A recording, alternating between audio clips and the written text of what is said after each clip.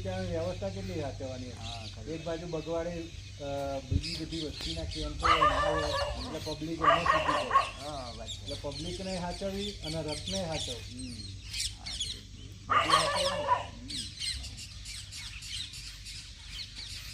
એટલે પરવાની હોય પણ એના સમય મર્યાદામાં થોડો ઘણો સમય વધારે હોય. બરોબર. આપણે જે બગવાડેથી સુભાષ ચોક જે વળી જતું ને, એ બગવાડેથી સીધો સિટી પોઈન્ટ થઈ રેલવે સ્ટેશન.